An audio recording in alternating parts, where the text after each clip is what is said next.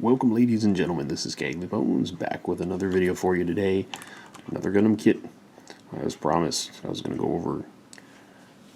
It is Gundam MK-II Titans model. Prototype Mobile Suit RX-178 from Zeta Gundam. This is the predecessor. Sorry, this is the second coming of the RX-78, which we all love so much. And this is, as you can see, in the Titans blue color. So,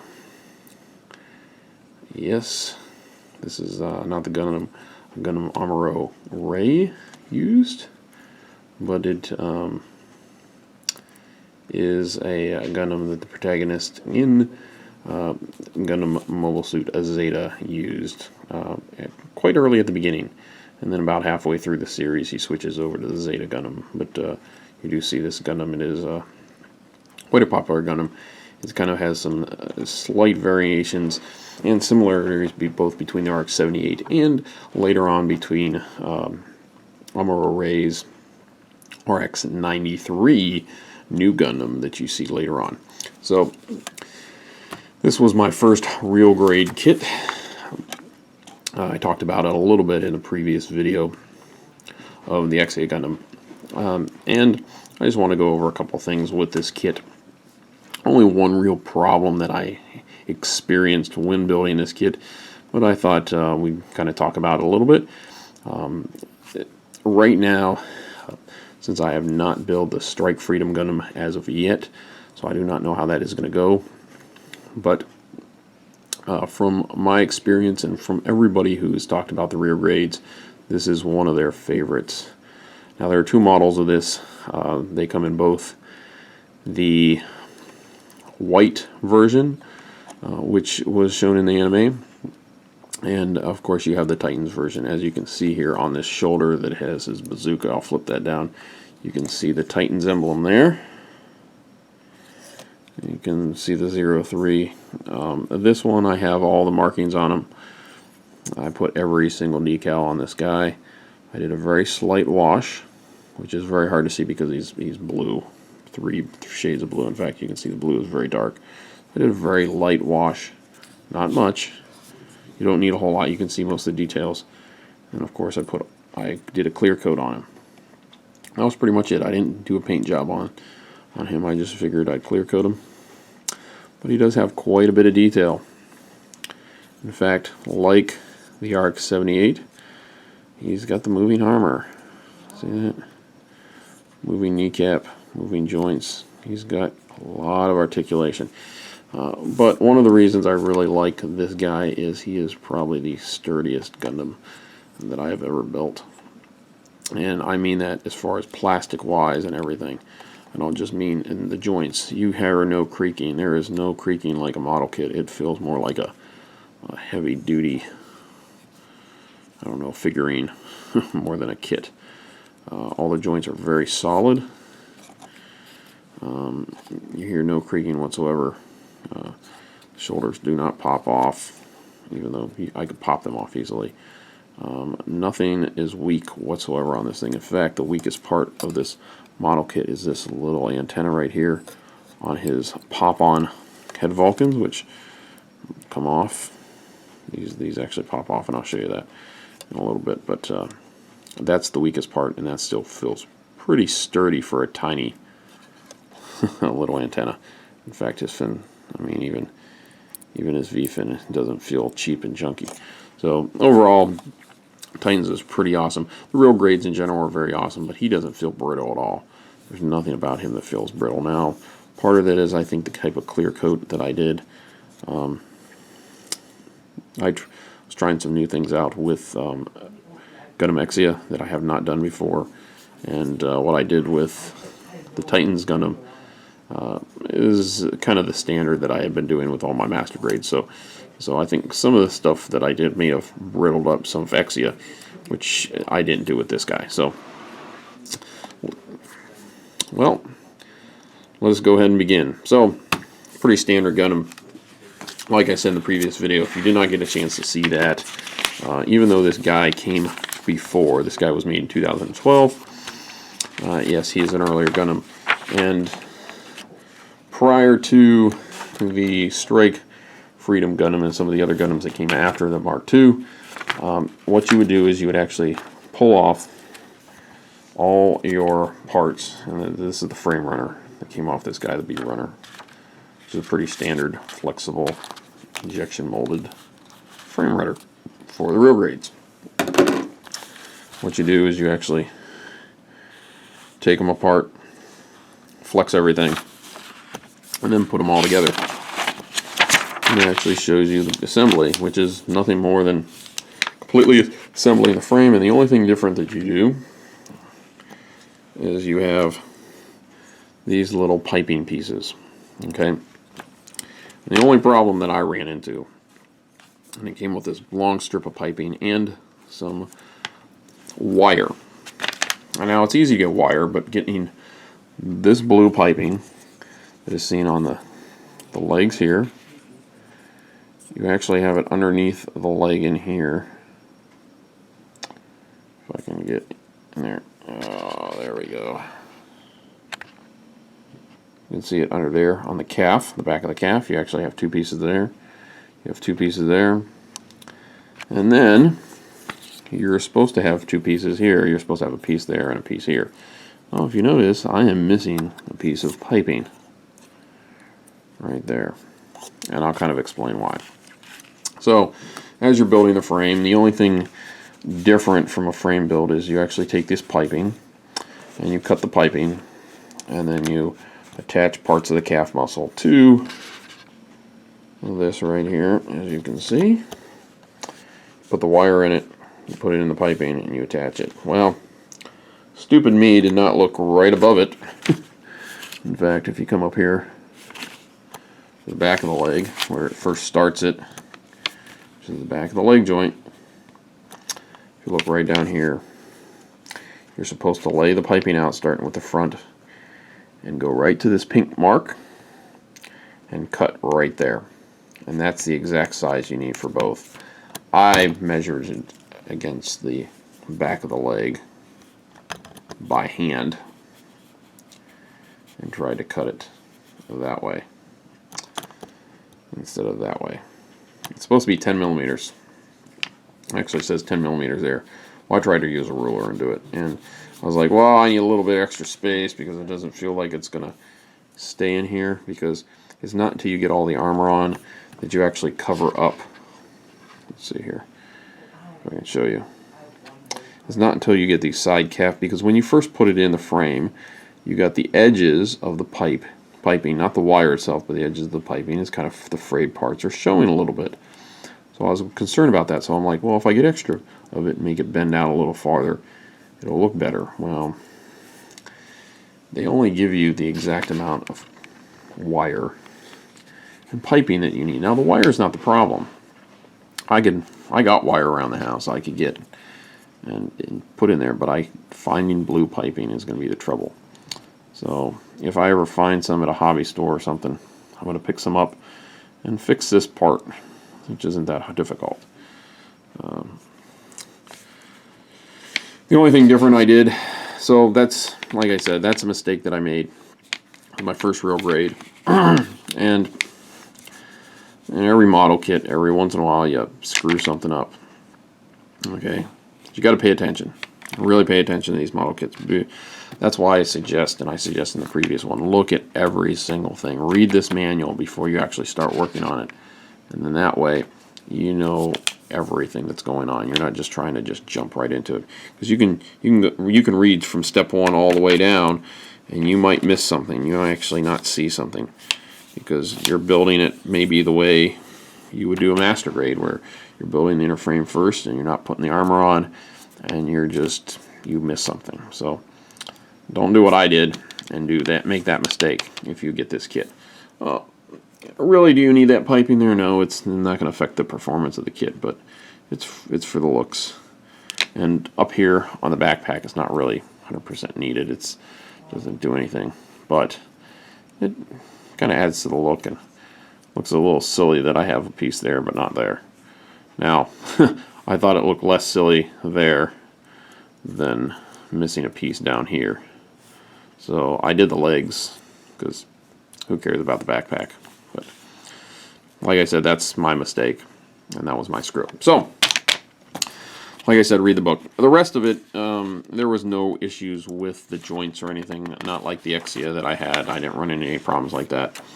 But overall, like I said, the Titans is a very excellent kit. So, some of the things that you get, once again, like the Exia, you do have your movable hands. Now, I do not have the articulated hands on here. I have a pistol grip hand, as you can see here. And all that happens is this one side snaps over the grip. And the reason I did that is because for this bazooka, it seemed to hold the bazooka just a little bit better. So as you can see, I have the bazooka on there.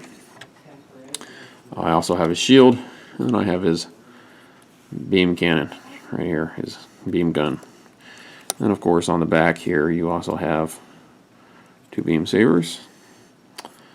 Two beam saber handles, and then I have clear parts, which I don't have them right here in front of me.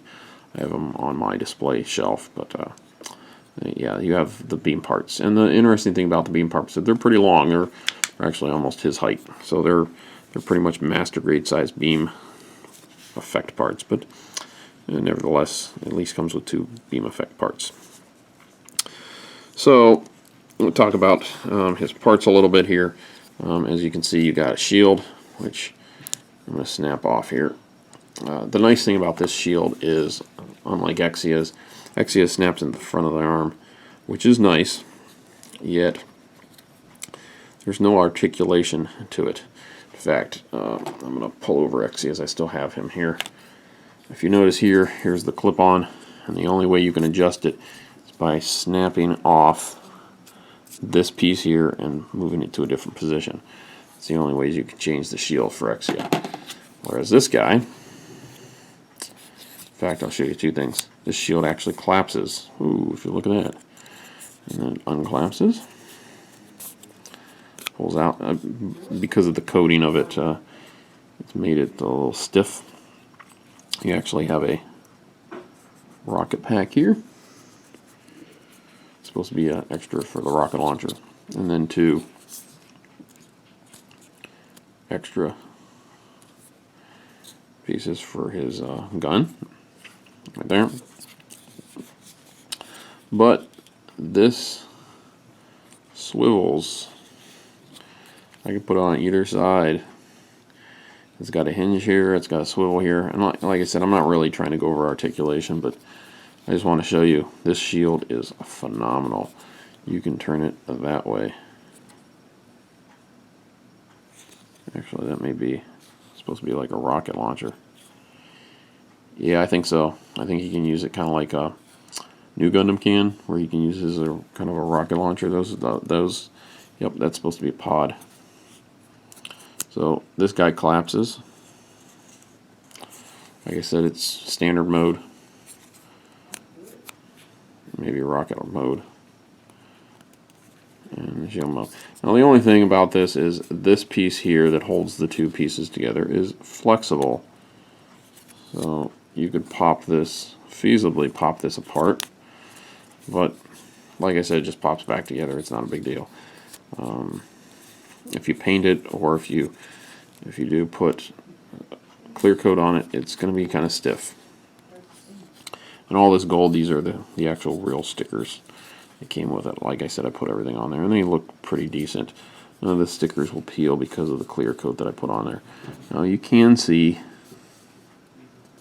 the only problem with the darker colors is these stickers tend to show up a little bit easier than they do on the white. And that's my only complaint about the real stickers. But not that bad. So that's the shield. Put that aside here. So the next thing we have, of course, is his beam rifle. And that actually attaches to this hip through a little peg. Exia has a little peg that flips out and you can attach his swords. And some of the other ones do that. This one actually has a little peg on it here, right here. As you can see. And it just punches in, and both sides have, like I said, a little peg. on them. So you can attach it to either side. You have this extra grip. You got this piece that comes off. Trying to get the stuff apart. Well, you can take this off and you can put the other ones on. I'm not going to fiddle with it, but that's yeah.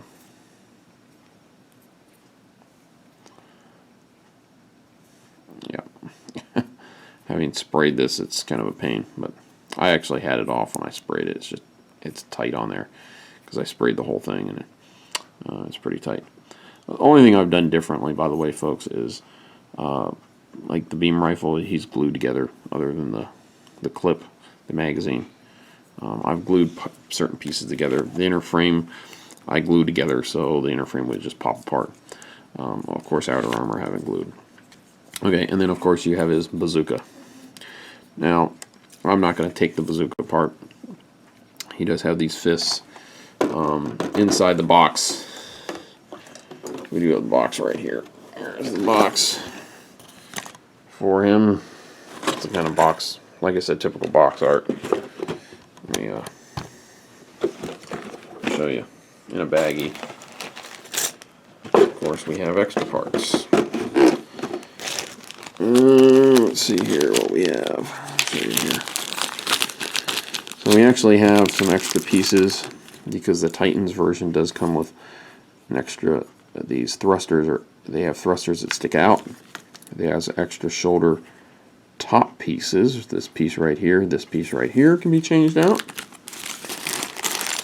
The only reason I don't have them on is I put the pieces on that I wanted. I put all the stickers on, all the parts. You got a couple. You got an extra clip for the bazooka, an extra clip for the beam rifle. And some extra effect, extra hands. I just haven't sprayed any of the hands, including the articulating hands. It's even got articulating hands. It's got all the real grades come with the exact same hands. I just didn't use the articulating hands for this kit, just because I think these are pretty. They don't peg as well.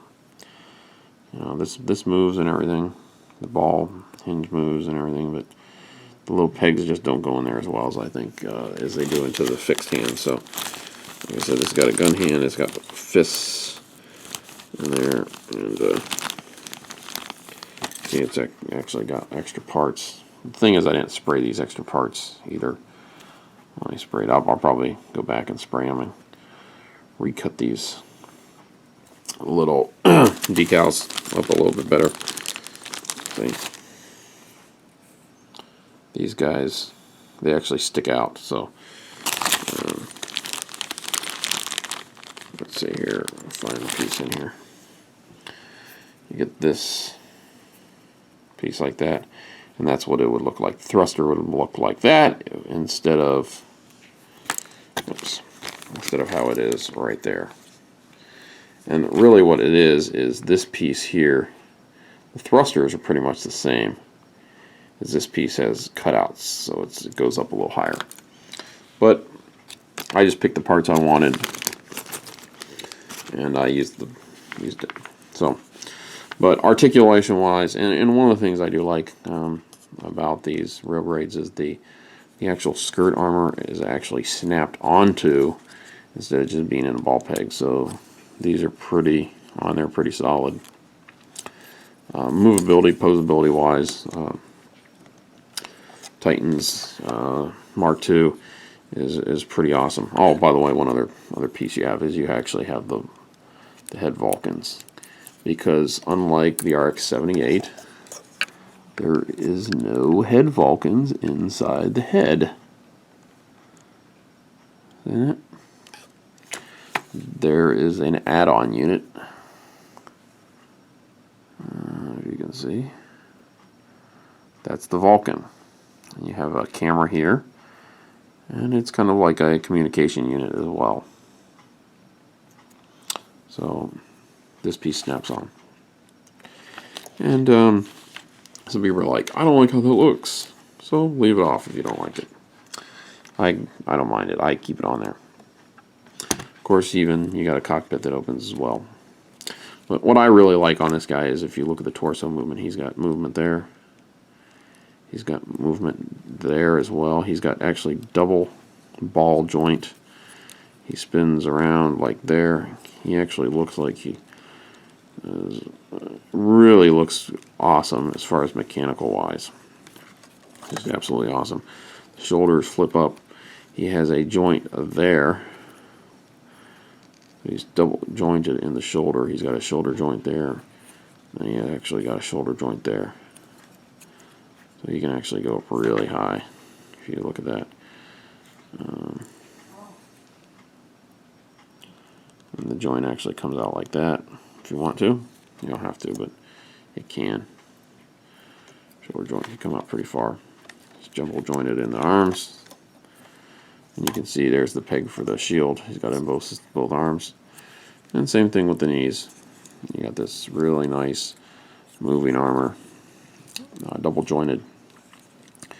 And you got this, the toe will go all the way down. It will come up quite a bit. Now, he won't, yeah, he does. And if you notice, unlike some guys where this piston piece is part of the toe, this one isn't. So he can do 180 degrees and his toe can really bend. So these guys can get a lot of really, see? So, oh, and I popped some armor off. Let's see here. That's the first time I've actually had armor pop off him. Armor just does not pop off the real grades. If you notice, see, he's actually got, it bends two places. It bends down like this, but it bends all the way up. So you got two bends in there. The nice thing is the ankle armor is actually really tight in there. It's actually on a separate hinge from the toe and everything. Okay, now one other thing you have is you actually have these pistons in this one. So his ankle bends, and you can actually see the piston move in there. And it rotates around, and it really, the nice thing is with this piston, is because it's attached to the physical inner frame, you don't have to worry about the pistons popping out on you. So he's got a lot of movement, and he stands really well. He can really get in there and just stand solidly. When you look at the box art, you're just it's amazing how solid these guys are, as far as how they stand and everything. And he just holds his bazooka. It's just like a natural pose. It's just like bam. Of course, you got his backpack, and these move back and forth, and they spin out like this. And then, of course, the beam saber handles will pop off like this, and they're just kind of pegged in there. They got a little peg, like right there.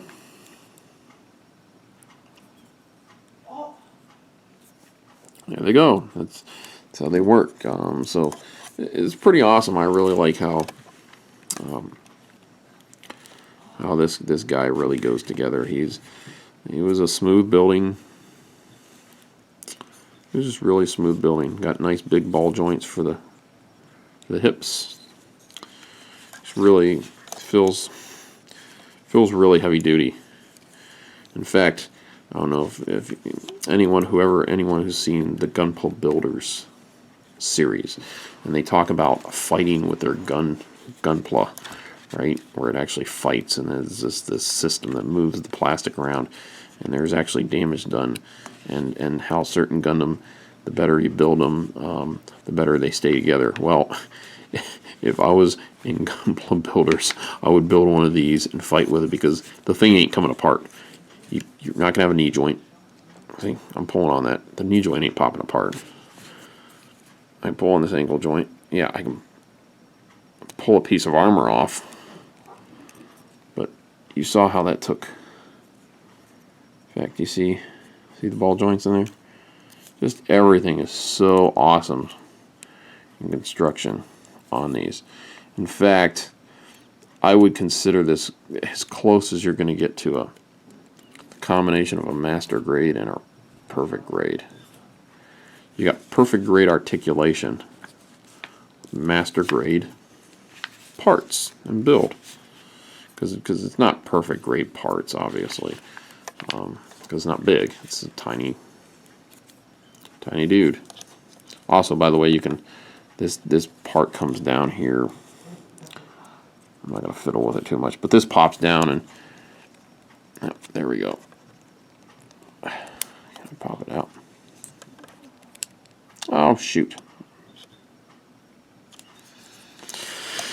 Let me see here.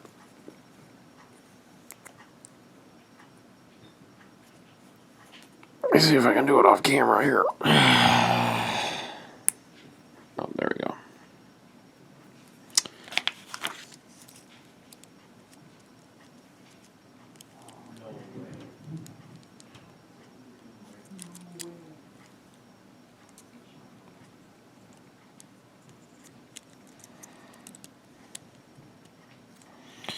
There we go. So that holds his bazooka, his hyper bazooka. But it's really tight from my having coated it. But not a big deal.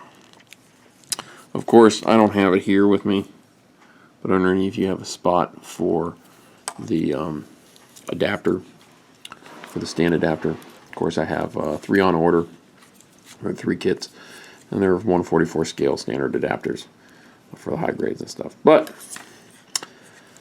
like I said, that's the kind of a look at Real Grade Gundam MK-II Titans. This, I like Exia.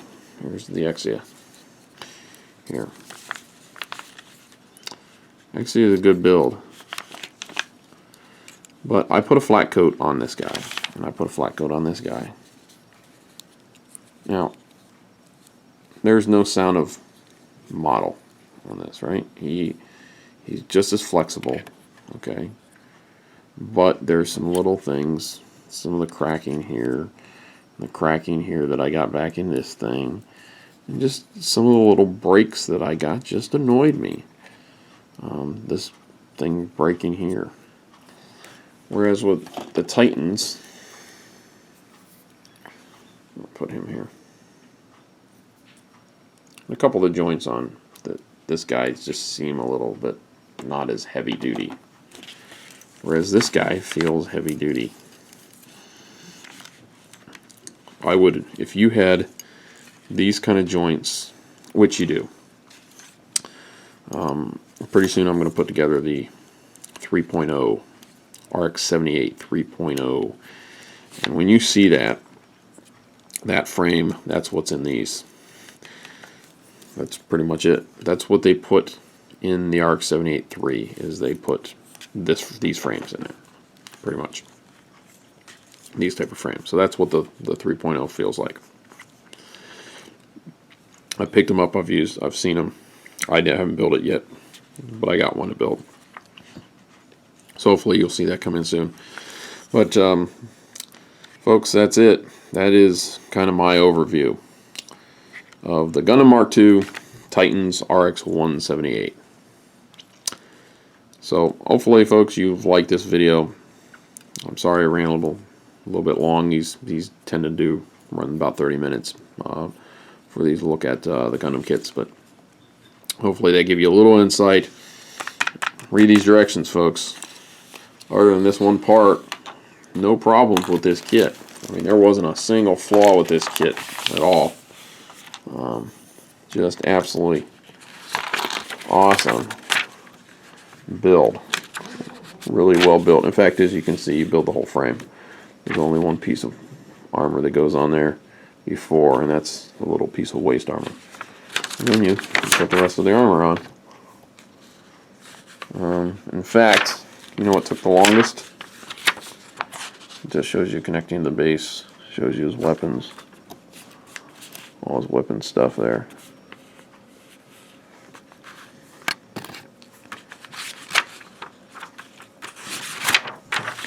What took the longest? All these decals. That's what took the longest. Well, folks, that's it for tonight. So hopefully you like this video. If you like it, go ahead and click that thumbs up. If you don't like it, go ahead and put a thumbs down. Leave a comment in the comment section below. And make sure you hit that subscribe button. And this is Skag the Bones out.